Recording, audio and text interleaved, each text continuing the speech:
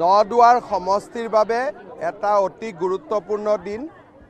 নদুৱাৰত অসমৰ প্ৰথমটো সমজিলা কাৰ্যালয়ৰ বা সমজিলাধিপতিৰ কাৰ্যালয়ৰ ভৱনৰ কাম আজি আৰম্ভ হ'ল। অসমত 39খন সমজিলা আমি নিৰ্মাণ কৰিছিলোঁ। তাৰ প্ৰথম পদক্ষেপ হিচাপে আমি নদুৱাৰত 20 কোটি টকা ব্যয়েৰে এই কাৰ্যালয়টো নিৰ্মাণৰ কাম হাতত লৈছোঁ। সমজিলাসমূহৰ নিৰ্মাণে ইতিমধ্যে অসমৰ ৰাইজক প্ৰশাসনীয় দিশত বহুখিনি সহায় কৰিছে। মই ভাবোঁ নদুৱাৰৰ এই কাৰ্যালয়টোৰ জৰিয়তে নদুৱাৰ সমষ্টিৰ ৰাইজ যথেষ্ট উপকৃত হ'ব।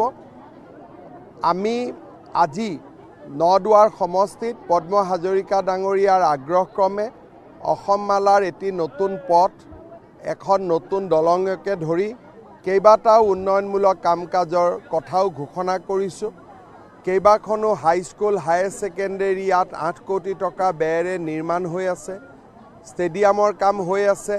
মই ভাবোঁ যে নদুৱাৰ সমষ্টি অসমৰ ভিতৰতে এটা বিকশিত সমষ্টি হিচাপে আত্মপ্ৰকাশ কৰিব। পঞ্চায়ত নিৰ্বাচন সমজিলাৰ পৰা পৰিচালিত হ'ব।